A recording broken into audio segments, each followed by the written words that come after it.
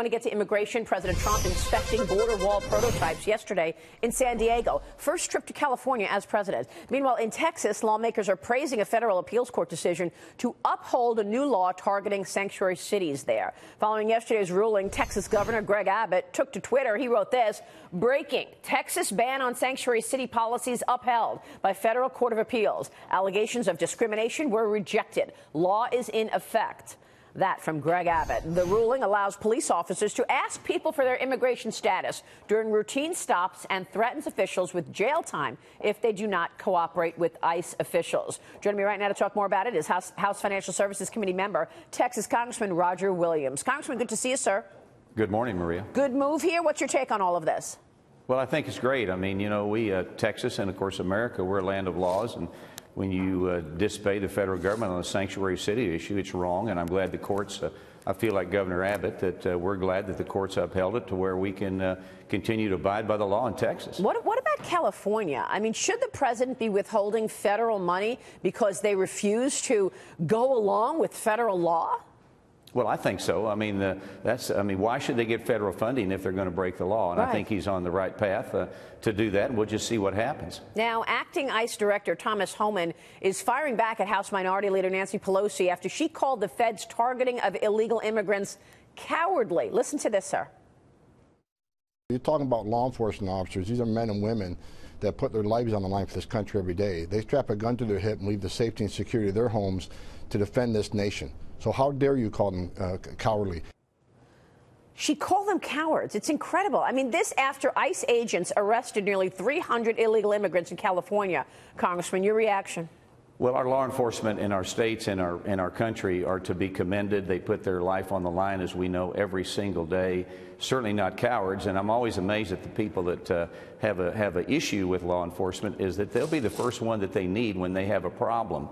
So I think she was totally wrong, and they're not cowards. They're heroes. They're patriots. Yeah, I agree with you, sir. Let me ask you this, switching gears here. The president is going to be touting the sweeping GOP tax overhaul at a Boeing plant in St. Louis, Missouri today.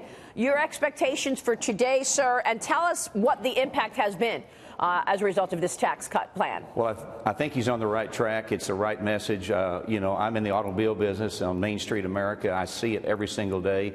We're spending, you know, people are spending money, they're buying, they're consuming. We're seeing unemployment going down. So this tax reform has worked fantastically. We're going to see even greater dividends as we move forward. People's confidence is very good. And the main thing is, look, at America's a consumption-driven nation. Now they have something to consume with, and it's their money and not the federal government's money. Are you expecting to do a phase two? The president just the other day talked to Kevin Brady at House Ways and Means and said, oh, are we going to do phase two here? Is there another part of this tax cut plan to come?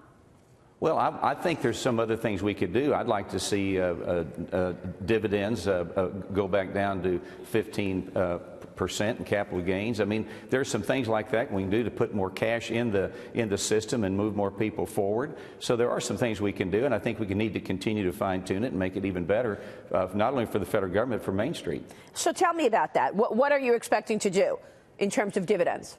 Well, I think we should bring dividends back down to 15%, and I think it will allow people to begin to trade again, and it will put more cash in the economy. I'm afraid if dividends and you get too high and capital gains, that you almost could have a bartering nation. I think at 23% is too high.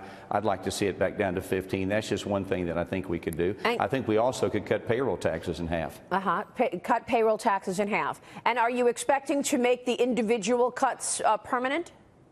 I think we have to make them permanent. I think people have to be able to plan. People have to know what's ahead. Right. And when you're talking about tax cuts and more cash flow, being permanent is better than just trying to guess when's it's going to end or what is it going to look like in a year or two. What are you expecting in terms of Dodd-Frank? We've been talking about the potential for tweaks there. What do you want to see? Well, of course, Dodd-Frank has been really tough legislation on Main Street America and community banks. From the House, we sent the Choice Act over to the Senate. Now they are responding here in the next couple of days with what they see the best thing to do. I'm anxious to see what they come up with. I want to find a way to vote for the Senate bill. I'm glad to see the $250 billion banks and less are going to be out of Dodd-Frank. That's going to open up a whole new world for Main Street America. People are going to be able to borrow money now for things that they want to do, from home improvements forward, and it's certainly on the right track. All right, so then we should get the clarity on that from the Senate, what, in the next couple of weeks? I think we should have it in a couple of days. Okay. We'll see what's happened, but we're ready to move forward on it. Yeah, let me ask you about the tariff plan out of this White House. There's a lot of debate about the aluminum and steel tariffs. Where do you sit on that? Well, I've never been for tariffs. I think the biggest thing we can do is have tax cuts and tax reform, and have the most competitive tax rates in the world, and have businesses come over here, businesses stay over here, and let America drive the economy with lower tax rates. I think, too, you have to be very careful when you're talking about tariffs. You're talking about raising the cost of goods sold, and all of a sudden people are paying more for goods sold. Vendors are not making more. They're just having more in sales dollars, and all of a sudden the tax cuts we gave people are spending on government regulations, and I don't think that's good. Well, which is why the president came up with this document that shows a lot more flexibility, right? Do you think that at some point we will see tariffs against China?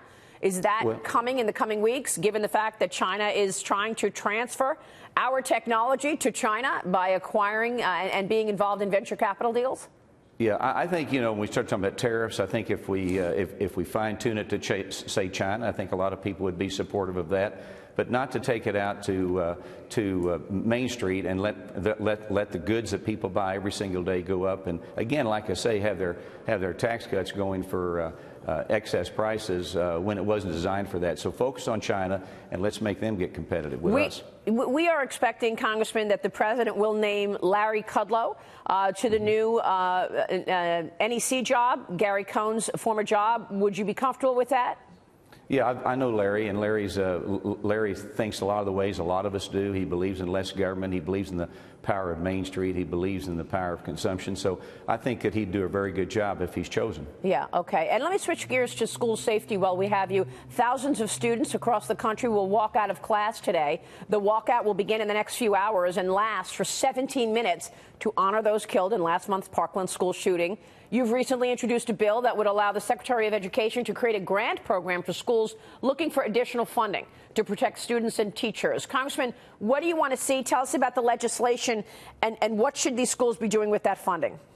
Well, I think the legislation is needed. I have a concern that we continue to debate on what's right and wrong with guns and Second Amendment and NRA, that we also forget to secure our schools. And what my bill does was allow the Secretary of Education, with her $63 billion budget, to give grants to schools that request certain things. Whether it could be bulletproof glass, it could be more guards, it could be all kinds of things, metal doors to secure their schools. It goes right to the schools, and every school would be different, but it would allow the Department of Education to use that $63 billion to help secure our schools. We need to do that now and then have the debate on what's right and wrong on Second Amendment, NRA, et cetera. I think you make a great point. Congressman, it's good to see you, sir. Thanks so much.